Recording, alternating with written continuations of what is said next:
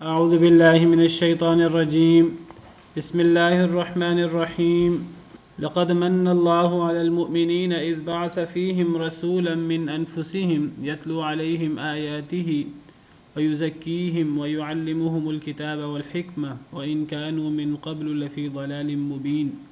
یہ آیت کریمہ اور اس کا ترجمہ ہم کل پڑھ چکے ہیں۔ اس آیت کریمہ میں اللہ رب العالمین نے فرمایا ہے کہ اللہ نے مومنین پر بہت بڑا احسان کیا کہ جب اللہ نے ان میں ایک رسول بھیجا جو انہی میں سے تھا۔ اس پر کل تفصیل سے بات ہو چکی ہے۔ نبی کریم صلی اللہ علیہ وسلم کا اس دنیا میں تشریف لانا، آپ کا اس دنیا میں صرف تشریف لانا، یہ اللہ کا صرف یہ احسان نہیں ہے، بلکہ اللہ کا اصل احسان یہ ہے کہ آپ اس دنیا میں تشریف لائے اور پھر آپ اللہ کے رسول بنے۔ آپ کا بطور رسول تشریف لانا، تب اللہ کا کامل احسان ہوتا ہے مسلمانوں پر۔ بحیثیت انسان آپ اگر بطور انسان صرف آتے تو وہ اللہ کا یہ ایک بہت بڑا احسان مکمل نہ ہوتا، بلکہ مکمل احسان اللہ رب العالمین کا تب ہوا جب آپ اس دنیا میں تشریف لائے، اللہ کے حکم سے اللہ نے آپ کو بھیجا، پیدا فرمایا، اور پھر اللہ نے آپ کو رسول بنایا۔ تو یہ اللہ رب العالمین کا بہت بڑا احسان ہے، اور اس احسان پر خوشی ہوتی ہے ہر مسلمان کو۔ کوئی ایک مسلمان بھی اللہ کے اس احسان اور اس نعمت پر برا منہ نہیں بناتا، اعتراض نہیں کرتا، نہ خوشی کا اظہار نہیں کرتا، اور جو کرے اس کا اسلام سے واسطہ بھی کوئی نہیں ہے۔ مسئلہ خوشی منانے کا، خوشی کرنے کا، یا اللہ کے اس احسان کو ماننے یا ماننے کا نہیں ہے۔ مسئلہ تو ہے کہ اس خوشی کو، اللہ کے اس احسان کو منانا کیسے ہے۔ نبی کریم صلی اللہ علیہ وسلم سے محبت کا اظہار کرنا آپ کے دنیا میں تشریف لانے پر اور اصلاً آپ کے نبی بننے پر، یہ ہمارے ایمان کا تقاضا ہے، بہت بڑی عبادت ہے۔ جب یہ ایک بہت بڑی عبادت ہے، اللہ کی رضا کا بہت بڑا ذریعہ ہے، اور اللہ کی رضا بہت بڑی عبادت ہوتی ہے، تو اللہ نے کوئی بھی عبادت ایسی نہیں رکھی جس کا طریقہ اللہ نے بیان نہ کیا ہو۔ جس کا طریقہ اللہ نے یا اللہ کے رسول نے بیان نہ کیا ہو، وہ در حقیقت عبادت ہی نہیں ہوتی۔ یہ بات یاد رکھیے، عبادت کہتے ہی اسے ہیں کہ جسے اللہ رب العالمین نے عبادت قرار دیا ہو، اور اس کا طریقہ اللہ رب العالمین نے بتایا ہو قرآن کریم میں یا نبی کریم صلی اللہ علیہ وسلم کے واسطے سے سنت طیبہ میں، حدیث مبارکہ میں۔ کوئی بھی عمل، کوئی بھی ایکسرسائز وہ خود بخود عبادت نہیں بن جاتی۔ خود ساختہ طریقوں سے دین کے اندر اضافے نہیں کیے جا سکتے، چاہے وہ دیکھنے میں کتنے ہی اچھے کیوں نہ لگیں۔ اگر خود ساختہ طریقوں سے دین کے اندر اضافہ کیا جا سکتا تو پھر رہبانیت کیا بری چیز تھی۔ پھر وہ جو عیسائیوں اور یہودیوں نے اپنے اوپر کچھ چیزیں خود ہی لاد لیں، تو پھر ان کی مذمت بھی نہیں ہونی چاہیے تھی۔ قرآن کریم ان کی مذمت کرتا ہے جگہ جگہ، بلکہ اللہ تعالیٰ تو قرآن کریم میں یہ جو دین کے اندر اضافے کیے جاتے ہیں، چاہے وہ نیکی کے نام پہ کیے جائیں، اللہ تعالیٰ اس کو ایک نئی شریعت قرار دیتے ہیں۔ ام لہم شرکاء شرعوا لہم من الدین ما لم یأذن بہ اللہ۔ اللہ تعالیٰ سوال کرتے ہیں سورہ شورى میں کہ کیا ان کے شریک ہیں جنہوں نے ان کے لیے دین میں وہ چیزیں مشروع کر دی ہیں جن کی اللہ نے اجازت ہی نہیں دی۔ تو دین اللہ کی طرف سے ہوتا ہے، جو اللہ کے نبی صلی اللہ علیہ وسلم کے واسطے سے امت تک پہنچتا ہے، اور اس کے اندر جو بھی خیر ہوتی ہے، جو بھی عبادت ہوتی ہے، اس کا اللہ کے حکم سے اللہ کے نبی بیان کر دیتے ہیں۔ نبی کریم صلی اللہ علیہ وسلم کی مشہور حدیث ہے، آپ نے فرمایا کہ جو کچھ قیامت تک خیر تھی میں تمہیں بتا چکا ہوں، اور جو کوئی چیز شر تھی، برائی تھی، میں تمہیں اس سے روک چکا ہوں۔ دین کے اندر کوئی کمی نہیں ہے، اللہ نے دین کو مکمل کر دیا ہے۔ امام مالک رحمہ اللہ کا مشہور قول ہے کہ اگر مسلمان دنیا کے اندر غلبہ اور کامیابی حاصل کرنا چاہتے ہیں تو اس کا ایک ہی طریقہ ہے، وہ غلبہ اور وہ کامیابی اسی طریقے سے حاصل ہو سکتا ہے جس طریقے سے ہمارے قرون اول کے مسلمانوں نے حاصل کیا۔ وہ کوئی نئے طریقے سے، خود ساختہ طریقوں سے، چاہے وہ نبی کریم صلی اللہ علیہ وسلم سے محبت کے طریقے ہوں جو ہم نے خود بنائے ہوں، اس سے نہ کوئی دنیا کے اندر کوئی غلبہ ہو سکتا ہے، نہ اس سے اللہ راضی ہو سکتا ہے، نہ اس کا کوئی دین کے اندر اس کا کوئی تعلق ہو سکتا ہے۔ تو اللہ رب العالمین کا احسان یہ ہے کہ اللہ تعالیٰ نے مسلمانوں میں نبی کریم صلی اللہ علیہ وسلم کو بھیجا رسول بنا کر۔ آپ کا دنیا میں آنا اور آپ کا رسول بننا، یہ اللہ رب العالمین کا احسان ہے۔ اسی لیے نبی کریم صلی اللہ علیہ وسلم نے، آپ روزہ رکھتے تھے اس دن جس دن آپ پیدا ہوئے، اور جس حدیث میں آپ نے روزہ رکھنے کا ذکر فرمایا ہے، جیسے میں نے ذکر کیا کہ صرف آپ کے پیدا ہونے کی خوشی نہیں ہے، صرف آپ کے پیدا ہونے کی، اصل خوشی تو نبی کریم صلی اللہ علیہ وسلم کے پیدا ہونے کی اور نبی بننے کی ہے۔ اسی لیے سنن ترمذی کی جو صحیح حدیث ہے جس میں نبی صلی اللہ علیہ وسلم سے سوال ہوا کہ آپ سوموار کا روزہ رکھتے ہیں، کیوں رکھتے ہیں؟ تو آپ نے صرف یہ نہیں فرمایا کہ میں اس دن پیدا ہوا، آپ نے یہ فرمایا کہ میں اس دن پیدا ہوا اور اسی دن مجھ پر قرآن نازل ہوا، یعنی پیر کے دن ہی نبی کریم صلی اللہ علیہ وسلم پیدا ہوئے اور پیر کے دن ہی نبی کریم صلی اللہ علیہ وسلم نبی بنے، اللہ کے رسول بنے۔ یہ ہے اللہ کا اصل احسان۔ اب نبی کریم صلی اللہ علیہ وسلم پر ایمان لانے والے مسلمانوں کو نبی کریم صلی اللہ علیہ وسلم کے دنیا میں آنے کو اور نبی بننے کی خوشی کو کیسے سیلیبریٹ کرنا ہے، اس طریقے سے جو طریقہ اللہ نے اور اللہ کے رسول صلی اللہ علیہ وسلم نے بیان کیا، اور وہ پیر کے دن روزہ رکھنا ہے۔ یہی وہ طریقہ ہے جس سے اللہ راضی ہو سکتے ہیں، یہی وہ طریقہ ہے جو نبی کریم صلی اللہ علیہ وسلم نے اپنایا ہے، خود اس پہ عمل فرمایا ہے، صحابہ کرام کو اس کی ترغیب دی ہے، اور اسی طریقے پر صحابہ، تابعین، تبع تابعین، ائمہ کرام ہمیشہ عمل کرتے رہے اور نبی کریم صلی اللہ علیہ وسلم سے اپنی محبت کا ثبوت دیتے رہے۔ علیکم السلام۔ اور یہ بہت بڑی عبادت ہے، اس عبادت کو اپنی مرضی سے تبدیل نہیں کیا جا سکتا۔ ایک بندہ کہے جی میں خوشی کسی اور طریقے سے مناؤں گا، یا ایسے کہ جیسے کہ کوئی بندہ کہے کہ جی اللہ تعالیٰ نے عید کا دن رکھا ہے اور عید کے دن اللہ نے 2 رکعتیں مزید رکھی ہیں عبادت کے لیے، ایک بندہ کہے جی میں عید کے دن 2 رکعتیں نہیں 4 رکعتیں پڑھوں گا، یا میں عید کے دن خوشی جو ہے وہ کسی اور طریقے سے مناؤں گا، تو اسے اس عبادت کو تسلیم نہیں کیا جائے گا۔ ایک بندہ فجر کی 2 رکعتیں پڑھنے کی بجائے 4 فرض رکعتیں پڑھنا شروع کر دے، تو یہ اس عبادت کو، یہ عبادت ہے، اس عبادت میں تبدیلی وہ عبادت نہیں ہوتی، اس سے اللہ راضی نہیں ہوتے، اللہ ناراض ہوتے ہیں اس سے، وہ دین میں اضافہ ہوتا ہے۔ تو بہرحال نبی کریم صلی اللہ علیہ وسلم کا دنیا میں آنا اور نبی بننا یہ اللہ کا بہت بڑا احسان ہے، اور وہ احسان یہ بھی ہے کہ آپ دنیا میں تشریف لائے اور آپ نبی بنے، اور یہ بھی ہے کہ آپ ہم ہی میں سے ہیں، آپ انسانوں میں سے ہی ہیں۔ جب اس کو مانا جائے کہ آپ انسانوں میں سے ہیں، اس کے باوجود آپ اللہ کے رسول ہیں، تو یہ اللہ کا بہت بڑا احسان ہے۔ نبی کریم صلی اللہ علیہ وسلم کی ذمہ داری، آپ کے فرائض منصبی جو اللہ تعالیٰ نے بیان فرمائے ہیں وہ 4 ہیں۔ ایک، قرآن کریم کی آیات کی تلاوت کرنا، نمبر 2 کہ لوگوں کا تزکیہ کرنا، لوگوں کے نفس کو پاک کرنا، نمبر 3 لوگوں کو کتاب سکھانا اور لوگوں کو حکمت سکھانا، نمبر 4۔ اور بے شک اس سے پہلے لوگ واضح گمراہی میں تھے، یعنی اگر یہ 4 کام ہوں گے، یہ چاروں کام میں نے کل ذکر کیا تھا، یہ در حقیقت قرآن کریم کے ارد گرد گھومتے ہیں۔ تو یہ 4 کام ہوں گے تو پھر دنیا سے گمراہی اور ضلالت اور جہالت ختم ہو جائے گی۔ دنیا سے گمراہی اور جہالت کو ختم کرنے کا طریقہ یہ ہے، اس سے پہلے لوگ گمراہ تھے، نبی صلی اللہ علیہ وسلم تشریف لائے اور انہوں نے اپنے فرائض منصبی جو اللہ نے یہاں بیان فرمائے ہیں وہ بدرجہ اتم پورے فرمائے، تو اس ضلالت کا، اس گمراہی کا، اس جہالت کا خاتمہ ہوا، ورنہ اس سے پہلے لوگ جہالت میں تھے، ضلالت اور گمراہی میں تھے۔ تو یہ 4 آپ کے فرائض ہیں، اور یہ چاروں قرآن کریم کے ارد گرد گھومتے ہیں۔ پہلا فرض منصبی ہے کہ یتلو علیہم آیاتہ، آپ تلاوت کرتے ہیں ان پر اللہ کی آیتیں،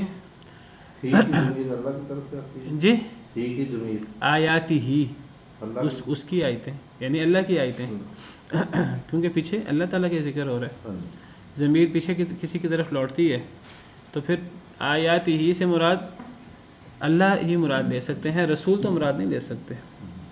آیات تو اللہ کی ہیں، رسول کی آیات تو نہیں ہیں۔ تو انفسہم جمع کی ضمیر ہے، یہ مومنین پر لوٹتی ہے، پیچھے مومنوں کا ذکر ہے جو اس وقت اولین مخاطب تھے۔ ویسے تمام مومن بھی اگر لے لیں بطور انسان، لیکن جو اولین مخاطب تھے وہ قریش، تو نبی صلی اللہ علیہ وسلم قریش میں سے تھے۔ آپ کا پہلا فرض منصبی، آپ ان کے اوپر مسلمانوں پر اللہ تعالیٰ کی آیات تلاوت کرتے ہیں۔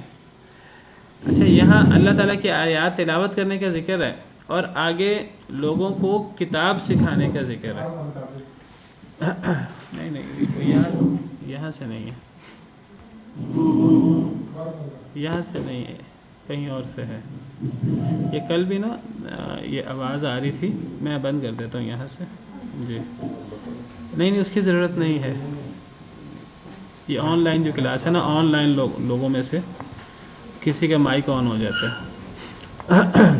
جی، تو بات ہو رہی تھی کہ نبی کریم صلی اللہ علیہ وسلم کا جو پہلا فرض منصبی ہے وہ ہے کہ اللہ کی آیتیں لوگوں پر تلاوت کرنا۔ تو اللہ کی آیتیں تلاوت کرنے سے مراد لوگوں پر قرآن کریم پڑھنا، قرآن کریم کے الفاظ پڑھنا، قرآن کریم کو اس طرح پڑھنا جس طرح اللہ تعالیٰ نے سیدنا جبریل امین علیہ السلام پر پڑھا، جیسے اللہ کی شان کو لائق ہے۔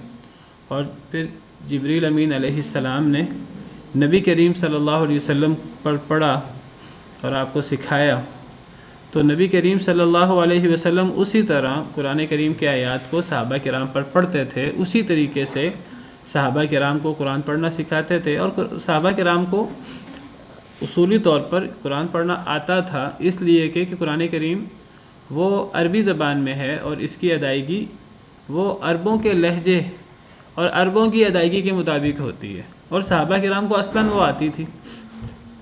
کوئی کمی بیشی ہوتی تھی تو نبی کریم صلی اللہ علیہ وسلم اسے ٹھیک کر دیتے تھے۔ حدیث مبارکہ میں حکم ہے نبی کریم صلی اللہ علیہ وسلم کا، اقرأ القرآن بلحون العرب واصواتها، قرآن کریم کو عربوں کے لہجوں اور عربوں کی آوازوں میں پڑھو۔ جو عربوں کا طریقہ کار ہے اس طریقہ کار کے مطابق قرآن کریم کا پڑھا جاتا ہے، اور سیدھی سی بات ہے کہ عربوں کو اصولاً یہ طریقہ کار آتا تھا۔ کوئی کسی میں کمی بیشی ہوتی تھی تو وہ نبی کریم صلی اللہ علیہ وسلم ان پر تلاوت فرماتے اور ان کی اصلاح فرما دیتے تھے۔ صاد کیسے ادا کرنا ہے، سین کیسے ادا کرنا ہے، زا کیسے ادا کرنا ہے، ذال کیسے ادا کرنا ہے، ضا کیسے ادا کرنا ہے، ضاد کیسے ادا کرنا ہے، ان تفصیلات کا عربوں کو پتہ تھا۔ جہاں کوئی تھوڑی بہت کمی بیشی ہوتی بھی، تمام انسان ایک جیسے نہیں ہوتے، تو جو کوئی تفاوت ہوتا تھا تو وہ نبی کریم صلی اللہ علیہ وسلم تلاوت فرماتے تھے اور ان کو سکھاتے تھے۔ تو اس سے قرآن کریم کی تلاوت مراد ہے۔ تلا یتلو کا مطلب تلاوت کرنا بھی ہوتا ہے، پڑھنا، اور تلا یتلو کا ویسے مطلب پیچھے چلنا بھی ہوتا ہے، یعنی قرآن کریم پر عمل کرنا۔ لیکن یہاں اللہ کی آیتیں لوگوں پر تلاوت کرنا، یہاں ویسے غالب مراد قرآن کریم کی الفاظ کی تلاوت ہے۔ جہاں تک قرآن کریم پر عمل کرنا اور قرآن کریم کے اندر تدبر خود کرنا اور پھر وہ لوگوں کو سکھانا، اس کو خود عمل بھی کرنا، خود تدبر بھی کرنا، خود عمل بھی کرنا، لوگوں کو سکھانا، اس کا ذکر آگے آ رہا ہے۔ وَيُعَلِّمُهُمُ الْكِتَابَ وَالْحِكْمَةَ۔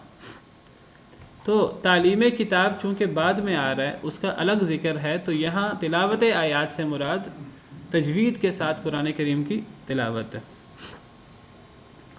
تو اس سے پتہ لگتا ہے کہ نبی کریم صلی اللہ علیہ وسلم کے فرائض منصبی میں سے ایک الگ فرض منصبی صحابہ کرام رضوان اللہ علیہم اجمعین پر قرآن کریم کی آیات کی تلاوت تھا۔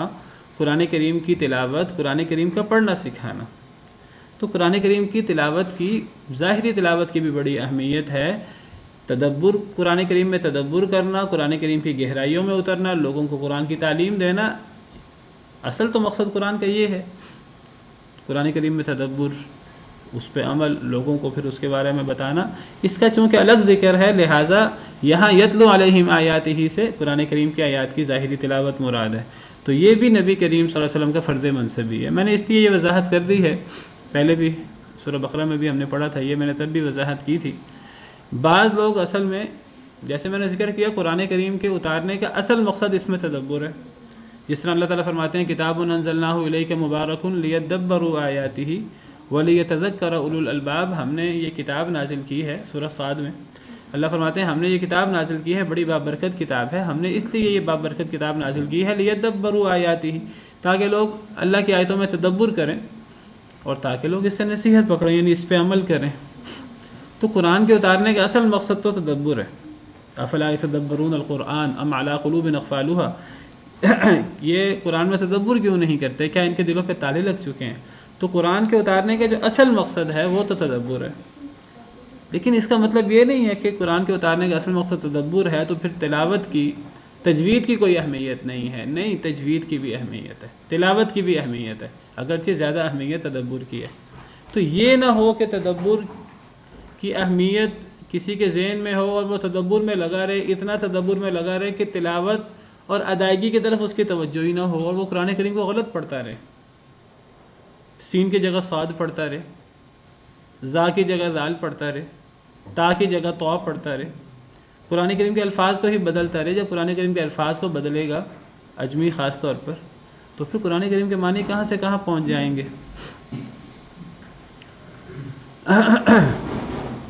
وَنُدْخِلُهُمْ ظِلًّا ظَلِيلًا، ہم انہیں سایوں میں داخل کریں گے، قرآن کریم میں ہے وَنُدْخِلُهُمْ ظِلًّا، ظل کس سے ہے؟ ظا، طا ظا، جس کو ہم اردو میں توئیں ظوئیں کہتے ہیں، اردو میں کہتے ہیں ہم، عربی میں طا ظا ہوتا ہے، عربی حروف تہجی، اور ظل کا مطلب ہے سائے۔ تو اللہ فرماتے ہیں اہل جنت کے بارے میں ہم انہیں سایوں میں داخل کریں گے۔ اگر ہم اس کو وَنُدْخِلُهُمْ ظِلًّا ظَلِيلًا کی بجائے تھوڑا باریک پڑھ لیں وَنُدْخِلُهُمْ ظِلًّا ظَلِيلًا، تو بالکل الٹ معنی ہو جائے گا۔ یعنی ایک طرف یہ اللہ تعالیٰ تعریف بیان کر رہے ہیں اہل جنت کی، نیک لوگوں کی، ہم انہیں قیامت کے دن یہ دھوپ اور یہ جو دنیا کے اندر گرمی اور تپش ہے یہ انہیں حاصل نہیں ہوگی، وہ سایوں میں ہوں گے گھنے درختوں کے، اور دوسری صورت میں معنی ہو جائے گا ہم انہیں ذلت میں داخل کر دیں گے، ہم انہیں ذلیل کر دیں گے، بالکل الٹ معنی ہو گیا۔ یہ ذلت اور یہ جو رسوائی ہے یہ تو کافروں کا مقدر ہے قیامت کے دن۔ تو قرآن کریم کی تلاوت ٹھیک ہے، اصل مقصد تدبر ہے، لیکن اس کا مطلب یہ نہیں ہے کہ اب قرآن کریم کی تلاوت ہی صحیح طریقے سے نہ ہو۔ تو نبی کریم صلی اللہ علیہ وسلم کے فرائض منصبی میں سے ایک فرض قرآن کریم کی آیات کی تلاوت تھی۔ آپ تلاوت بھی کرتے تھے، صحابہ کرام کو سناتے بھی تھے، ان کی اصلاح بھی کرتے تھے، ان کو سکھاتے بھی تھے۔ اللہ تعالیٰ نے نبی کریم صلی اللہ علیہ وسلم کو جو قرآن کریم کو ترتیل سے پڑھنے کا حکم دیا ہے، وَرَتِّلِ الْقُرْآنَ تَرْتِيلًا، اور اللہ تعالیٰ نے بھی قرآن کریم کو ترتیل سے پڑھا ہے، کئی دفعہ بات ہو چکی ہے اس موضوع پر۔ تو ترتیل کیا چیز ہے؟ ترتیل کے اندر قرآن کریم کو تجوید سے پڑھنا بھی آتا ہے، اور قرآن کریم کی گہرائی اور قرآن کریم کا فہم، تدبر، یہ دونوں آتے ہیں، کیونکہ ترتیل کے بارے میں اس کی تفسیر میں آتا ہے الترتیل هو تجوید الحروف و معرفت الوقوف، ترتیل حروف کو تجوید اور عمدگی سے پڑھنا ہے اور وقوف کی معرفت۔ تو تجوید الحروف، حروف کو تجوید اور عمدگی سے پڑھنا، یہ تو تلاوت آیات ہو گیا، ترتیل کا آدھا حصہ تجوید الحروف ہے، و معرفت الوقوف، اور وقوف کی معرفت، کہاں وقف کرنا کہاں نہیں کرنا، اس کا تعلق تفسیر سے ہے۔ معنی پتہ ہوگا تو پتہ لگے گا کہاں وقف کرنا کہاں نہیں کرنا، وقف کا تعلق تفسیر سے ہے۔ تو گویا کہ ترتیل سے اللہ نے ہمیں پڑھنے کا حکم دیا قرآن کریم کو، اور اللہ نے بھی ترتیل سے پڑھا ہے، تو ترتیل میں تجوید اور تفسیر یعنی تدبر یہ دونوں آ جاتے ہیں۔ تو تدبر کی اہمیت بیان کرتے کرتے تجوید ختم کر دی جائے یہ بھی صحیح نہیں ہے، تدبر کی اہمیت زیادہ ہے، اور تجوید کو اتنا چڑھا لیا جائے کہ تدبر ختم ہو جائے، ساری توجہ قرآن کریم کو بس سیدھا کرنے میں لگ جائے، تیر کی طرح قرآن کریم کو سیدھا کر دیا جائے ظاہری طور پر، نہ مفہوم کا پتہ ہے نہ تدبر کا پتہ ہے، انسان کو پتہ ہی نہیں ہے، انسان قرآن پڑھ رہا ہے اور قرآن کے احکامات سے صرف نظر کیا جا رہا ہے، اس نے کبھی غور ہی نہیں کیا قرآن ہم سے کیا کہہ رہے ہیں۔ قرآن کریم میں پڑھ رہا ہے کہ جھوٹوں پر اللہ کی لعنت ہے، اور اسے پتہ ہی نہیں کہ قرآن کریم میں جھوٹ کی مذمت بھی ہے، وہ تجوید ٹھیک کرنے میں لگا ہوا ہے اور جھوٹ بولتا جا رہا ہے، اپنے اوپر ہی لعنت کیے جا رہا ہے۔ تو دونوں چیزوں کی اہمیت ہے، زیادہ اہمیت تدبر کی ہے، لیکن اگر تدبر کی اہمیت زیادہ ہے اس کا مطلب یہ نہیں کہ تجوید کو بالکل ختم کر دیا جائے۔ یہ پورا ایک نبی کریم صلی اللہ علیہ وسلم کا فرض منصبی تھا کہ قرآن کریم کی تلاوت کی جائے صحابہ کرام رضوان اللہ علیہم اجمعین پر، اور اس طریقے سے جو قرآن کریم کو پڑھنے کا صحیح طریقہ ہے، عربوں کے لہجوں میں اور عربوں کی آواز میں۔ تو قرآن کریم کو تجوید کے ساتھ پڑھنا یہ بہت ضروری ہے، اور اصل تو بہرحال وہ تدبر اور تعلیم ہے، قرآن کریم کی گہرائی میں اترنا، وہ آگے آ رہا ہے۔ اس کی وجہ یہ ہے کہ قرآن کریم کا صرف مفہوم اللہ کی طرف سے نہیں ہے، قرآن کریم کے الفاظ بھی مبارک الفاظ اللہ رب العالمین نے قرآن کریم کے ساتھ تکلم فرمایا۔ قرآن کے الفاظ بھی اللہ رب العالمین کے ہیں۔ جب یہ اللہ رب العالمین کے الفاظ ہیں تو قرآن کریم کے صرف الفاظ پڑھنے کا بھی فائدہ ہے، ثواب ہے۔ اگر کوئی بندہ قرآن کریم کے اندر تدبر نہ کرے، قرآن کریم کی تفسیر اور گہرائی کے اندر نہ جائے، صرف قرآن کریم کی تلاوت کرے، ظاہری تلاوت، تو صرف تلاوت کرنے کا بہت بڑا ثواب ہے، یعنی ایک حرف پڑھنے پر 10 نیکیاں۔ نبی کریم صلی اللہ علیہ وسلم نے فرمایا کہ جو بندہ قرآن کریم کا ایک حرف پڑھتا ہے اسے 10 نیکیاں ملتی ہیں، ترمذی کے اندر حدیث ہے، اس کا مفہوم ہے۔ آپ صلی اللہ علیہ وسلم نے فرمایا میں یہ نہیں کہتا کہ الف لام میم یہ 3 حرف ہیں، یہ ایک حرف ہے، یہ الف لام میم 3 حرف ہیں، الف الگ حرف ہے، لام الگ حرف ہے، میم الگ حرف ہے، الف لام میم پڑھنے سے 30 نیکیاں ملتی ہیں۔ تو یہ صرف قرآن کریم کو ظاہراً پڑھنے کی، تجوید کے ساتھ پڑھنے کی فضیلت ہے، تدبر کے بغیر۔ علماء نے اس سے استدلال کیا کہ نبی کریم صلی اللہ علیہ وسلم نے جب قرآن کریم کے ایک حرف پڑھنے کی فضیلت بیان کی، 10 نیکیاں، اور وہ ایک حرف کی ہیں، ایک کلمہ پڑھنے کی، ایک لفظ پڑھنے کی، ایک ورڈ پڑھنے کی نہیں ہے، ایک حرف پڑھنے کی ہیں، تو علماء نے غور کیا کہ نبی صلی اللہ علیہ وسلم نے جو مثال دی ہے، مثال الف لام میم کی دی ہے۔ آپ نے مثال کوئی کسی اور الکتاب یا یعلمون یا الصلاۃ یا اس کی نہیں دی، جن کا معنی بھی ہے، جن کا معنی بھی پتہ ہے لوگوں کو۔ الف لام میم کی آپ نے مثال دی جس کا لوگوں کو معنی ہی نہیں پتہ، اللہ عالم بمرادہ۔ اس سے علماء نے استدلال کیا ہے کہ اس سے پتہ لگا کہ یہ جو قرآن کریم کے ایک حرف پر 10 نیکیاں ہیں، یہ تو تب ہیں جب معنی پہ غور نہ کیا جائے، تو تب 10 نیکیاں ہیں جب صرف تجوید کے ساتھ قرآن کریم کو پڑھا جائے عربوں کے لہجے کے مطابق۔ اور اگر قرآن کریم کو تجوید کے ساتھ بھی پڑھا جائے اور ساتھ قرآن کریم میں تدبر بھی کیا جائے، غور بھی کیا جائے، پھر تو اتنا ثواب ہوتا ہے ایک حرف کا، ایک آیت کا، کہ وہ تصور سے باہر ہے۔ تو وہ جو 10 نیکیوں والی بات ہے ایک حرف پر، وہ صرف قرآن کریم کی تلاوت کی بات ہے، جس کا معنی ہمیں نہ پتہ ہو، کیونکہ اللہ رب العالمین کے مبارک الفاظ ہیں۔ ورنہ قرآن کریم کی ایک آیت پڑھنا اور ایک آیت سمجھ کر پڑھنا، یہ اتنا بڑا ثواب ہے کہ دنیا کی جو بڑی بڑی نعمتیں ہیں، اس دور کی جو بڑی نعمت ہوتی تھی ایک سرخ اونٹنی، تو فرمایا قرآن کریم کی ایک آیت کوئی بندہ پڑھے، کوئی قرآن کریم کی ایک آیت مسجد جا کر سیکھے، تو وہ ایک سرخ اونٹنی سے افضل ہے، برابر نہیں ہے اس کے، کتنا افضل ہے یہ نہیں پتہ۔ اور سرخ اونٹنی اس دور کا سب سے قیمتی سواری، سب سے قیمتی جانور ہے۔ آج آپ دیکھ لیجئے، آج کی سب سے قیمتی سواری آپ لے لیجئے، یہ قرآن کریم کی ایک آیت۔ دیکھیے آیت کے لیے ضروری نہیں ہے کہ وہ آیت المدائنہ ہی ہو، وہ پورے پیج والی، وہ آیت چھوٹی سی بھی ہو سکتی ہے۔ ثم نظر، یہ بھی قرآن کریم کی آیت ہے۔ والعصر، یہ بھی قرآن کریم کی آیت ہے۔ والفجر، یہ بھی قرآن کریم کی آیت ہے۔ تو ایک آیت کو تجوید کے ساتھ پڑھنا، پھر اس کو سمجھ کر پڑھنا، یہ دنیا جہاں کی یعنی قیمتی سے قیمتی نعمت سے بھی بڑی چیز ہے۔ تو پورے قرآن کریم کو تفسیر کے ساتھ پڑھنا، تدبر کے ساتھ پڑھنا، اس پہ عمل کرنا، پھر اس کو لوگوں کو سکھانا، یہ پھر جو ہے اس کی کتنی بڑی فضیلت ہوگی، ہمیں تصور بھی نہیں کر سکتے۔ تو آپ کا پہلا فریضہ منصبی قرآن کریم کی آیات کی تلاوت، دوسرا فریضہ منصبی آپ کا تزکیہ۔ اچھا، پہلے قرآن کریم کی آیات کی تلاوت کی بات ہوئی ہے، نمبر 2 تزکیہ کی بات ہوئی ہے، اس کی میں بات بعد میں کرتا ہوں۔ تیسرے نمبر پہ بات ہوئی ہے کہ کتاب سکھانا، اور کتاب سکھانے سے مراد قرآن کریم سکھانا ہے۔ قرآن کریم کا فہم حاصل کرنا، قرآن کریم کو سمجھ کر پڑھنا، اس پہ عمل کرنا، پھر آگے اس کو لوگوں کو سکھانا۔ تو قرآن کریم سکھانا، اور چوتھی چیز ہے حکمت سکھانا، اور حکمت سے مراد اکثر مفسرین کے نزدیک سنت ہے۔ سنت کیا ہے؟ قرآن کریم کی تفسیر جو اللہ تعالیٰ نے نبی کریم صلی اللہ علیہ وسلم پر وحی کے ذریعے نازل فرمائی۔ تو نبی کریم صلی اللہ علیہ وسلم صحابہ کرام کو صرف قرآن نہیں سکھاتے تھے، قرآن اور قرآن کی گہرائیاں اور تفصیل وہ نہیں بتاتے تھے تفسیر، بلکہ حدیث مبارکہ وہ بھی جو قرآن کریم کی تفصیلی شرح ہے، تفصیلی بیان ہے، تو وہ حکمت بھی سکھاتے تھے۔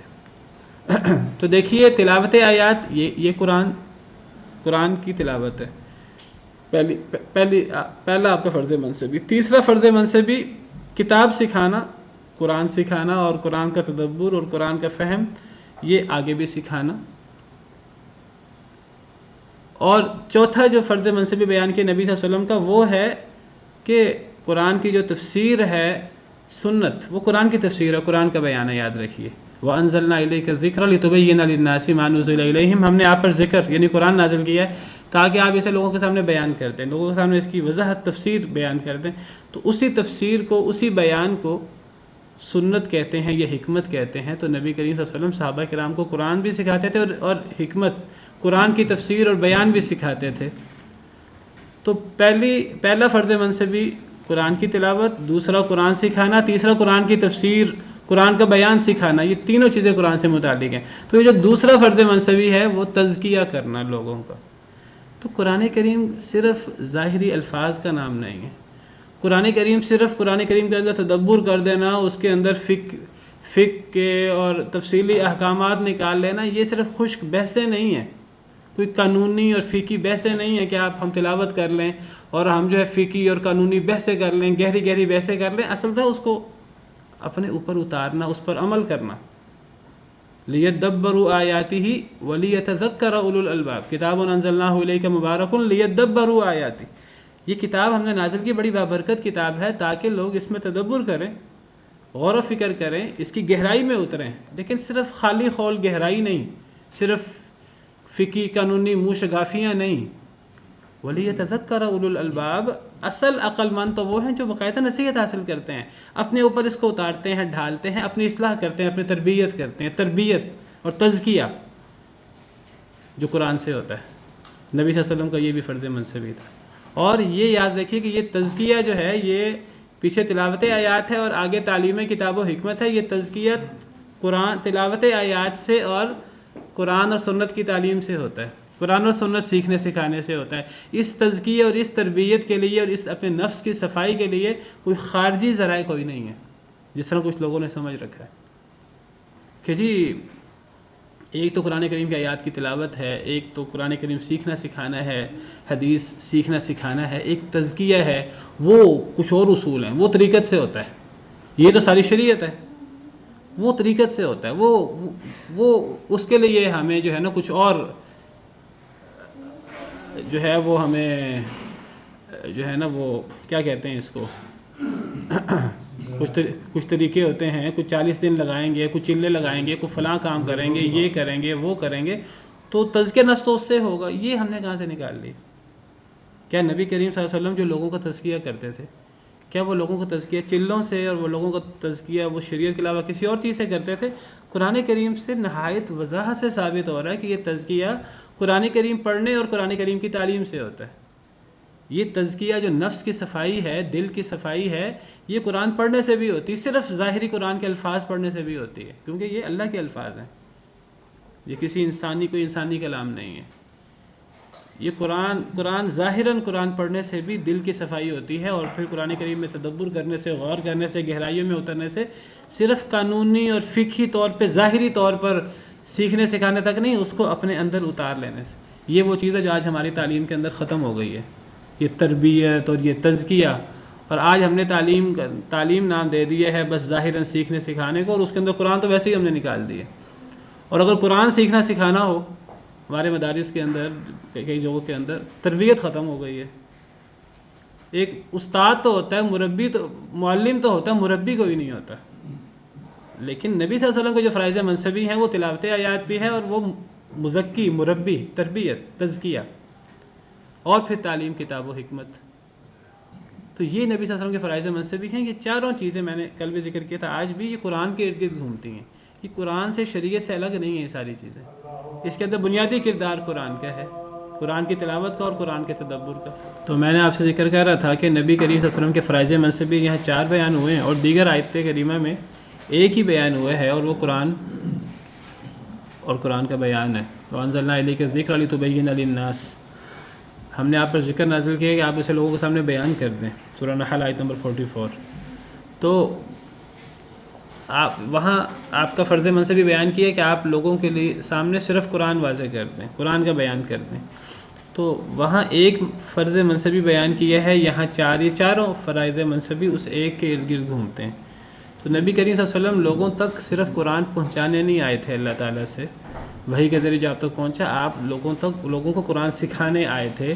قرآن کی تلاوت بھی اور قرآن کی تفسیر بھی، قرآن میں تدبر بھی، اور قرآن سے تزکیہ کرنے آئے تھے. تو قرآن سیکھنا اور سکھانا، حدیث سیکھنا اور سکھانا، یہ نبوی فرض منصبی ہے. تو جو قرآن سیکھتا اور سکھاتا ہے گویا کہ نبی کریم صلی اللہ علیہ وسلم کی وراثت کے اوپر چلتا ہے. اسی لیے وہ علماء جن کا مرکز اور محور قرآن اور سنت ہوتا ہے، تو ان علماء کو نبیوں کا وارث قرار دیا گیا. العلماء ورثۃ الانبیاء. اور جو بندہ لوگوں کو خیر سکھاتا ہے، دین سکھاتا ہے، قرآن حدیث سکھاتا ہے، سیکھتا ہے، سکھاتا ہے، عمل کرتا ہے، لوگوں کو بتاتا ہے اللہ سے ڈرتے ہوئے، دنیا جہاں کی ہر مخلوق اس کے لیے دعا کرتی ہے حدیث مبارکہ کے مطابق.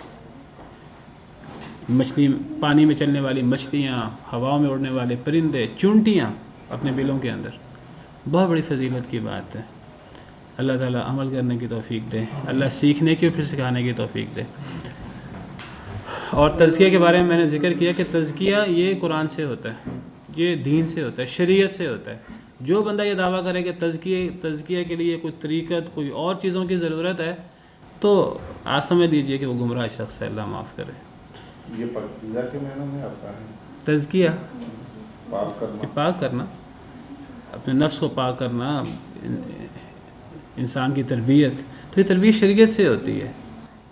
کچھ لوگ کہتے ہیں کہ جی اصل میں وہ صحابہ کرام تھے، صحابہ کرام کی جو تزکیہ اور تربیت تھی وہ تو نبی صلی اللہ علیہ وسلم کے وہ ساتھی تھے، وہ نبی صلی اللہ علیہ وسلم کے ساتھ رہتے تھے، ان کا تو تزکیہ اور تربیت وہ شریعت سے اور نبی صلی اللہ علیہ وسلم کی تعلیمات سے ہو جاتی تھی، ہماری نہیں ہوتی.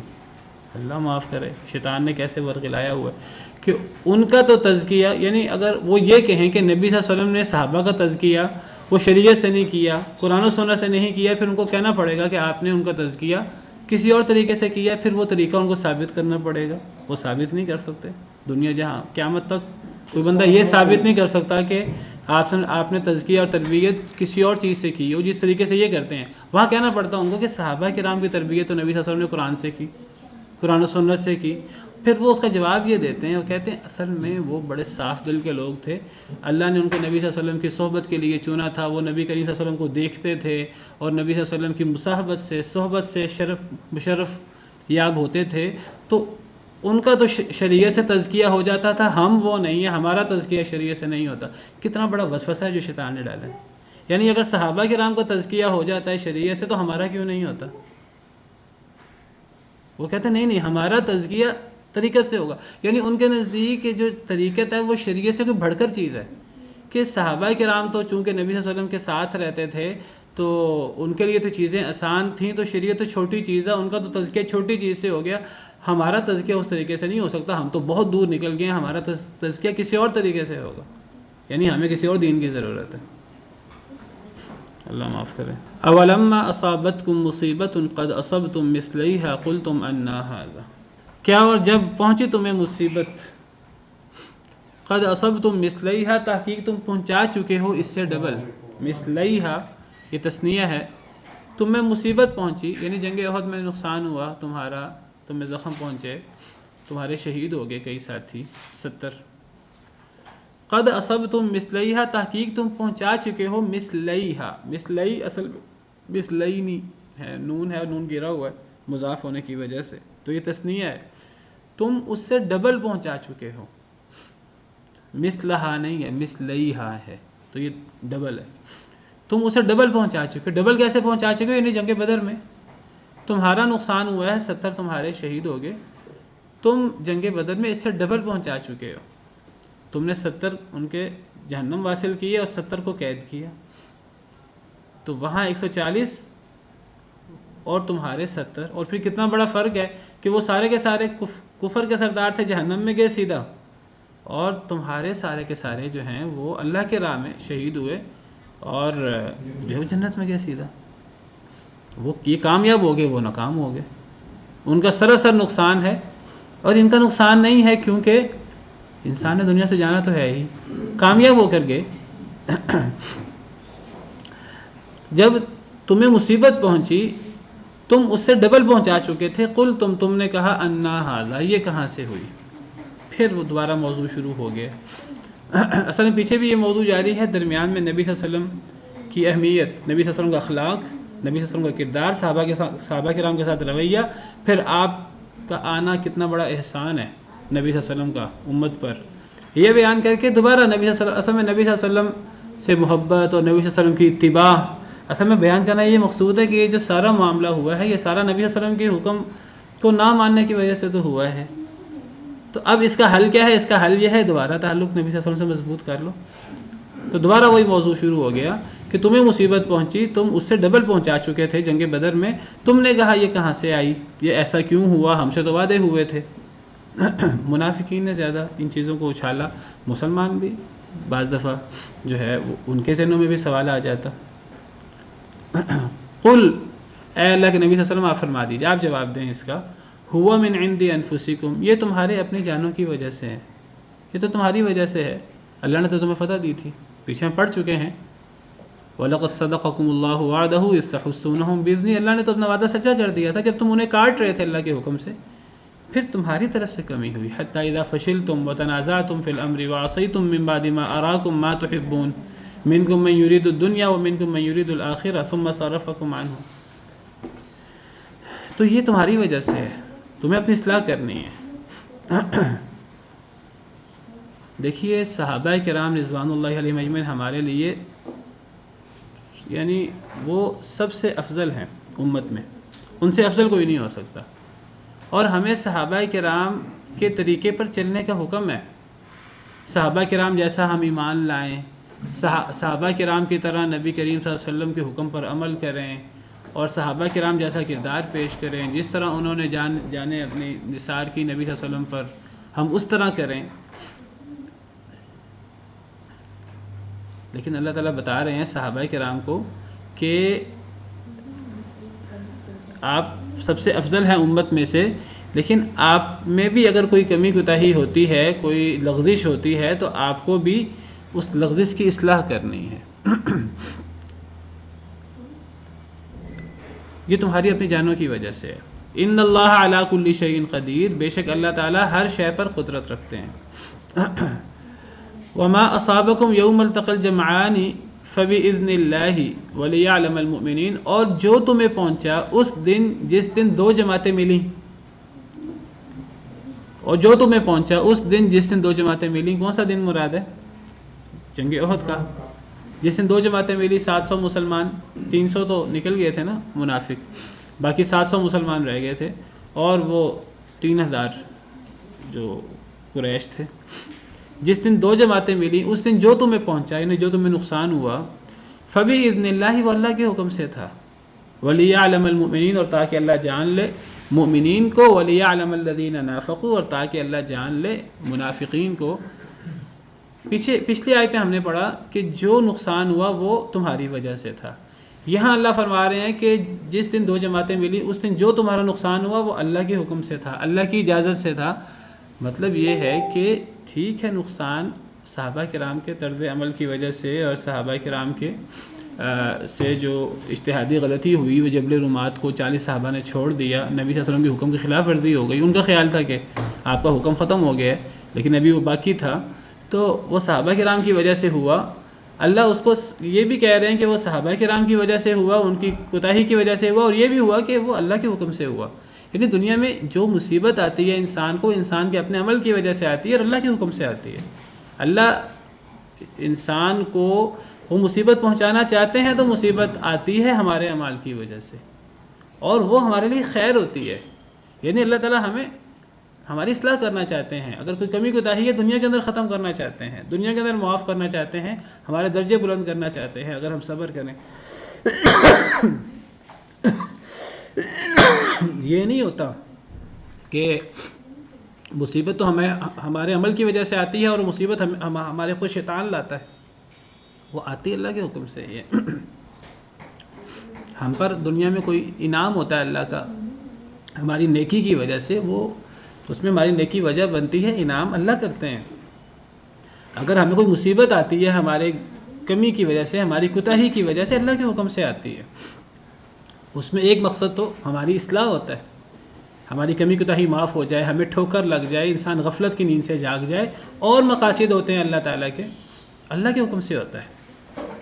اسی لیے قرآن کریم کا مطالعہ کریں. قرآن کریم میں جہاں جہاں مصیبت کا ذکر ہے وہاں عام طور پہ دو انداز اختیار کیے گئے ہیں. ایک تو عمومی انداز ہے، وما اصابکم من مصیبت فبما کسبت ایدیکم، تمہیں جو مصیبت آئے تمہارے ہاتھوں کی کمائی ہوتی ہے. اور دوسری جگہ قرآن میں کیا آتا ہے، ما اصاب من مصیبت الا باذن اللہ، جو مصیبت بھی آئے اللہ کے حکم سے آتی ہے. دونوں کو اکٹھا کر لیں، یہاں اللہ نے دونوں کو اکٹھا کر دی. یعنی جو مصیبت آتی ہے وہ ہمارے اعمال کی وجہ سے آتی ہے، لیکن وہ نہ ہم خود لاتے ہیں اس کو، ہمارے اعمال کی وجہ سے آتی ہے. نہ شیطان لاتا ہے، نہ برائی کی طاقتیں لاتی ہیں، آتی ہے اللہ کی طرف سے، اللہ کے حکم سے آتی ہے.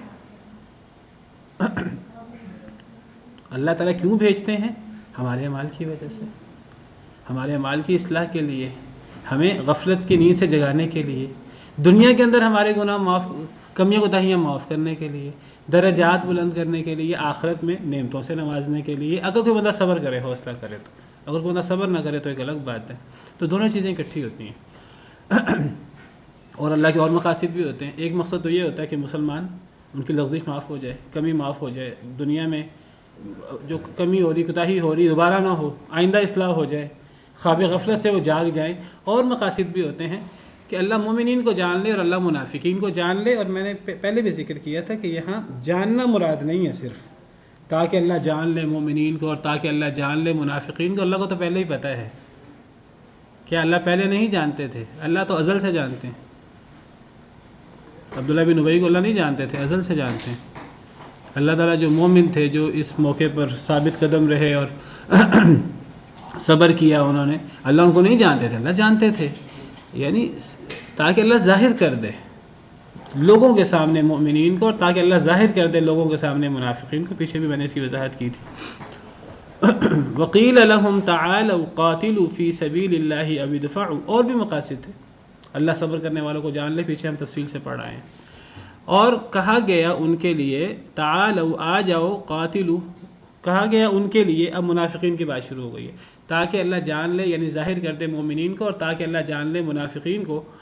تو یہ منافق وہ تھے کہ جب ان سے کہا گیا آ جاؤ، لڑائی کرو اللہ کے راستے میں، ابھی دفعوا، یا کم از کم دفاع کرو. قالوا، انہوں نے کہا لو نعلم قتالا لاتبعناکم، اگر ہم جانتے کہ قتال ہے تو ہم تمہاری پیروی کرتے. انشاءاللہ اس کو کل مکمل کرتے ہیں. سبحان ربک رب العزت عما یصفون وسلام علی المرسلین والحمد للہ رب العالمین.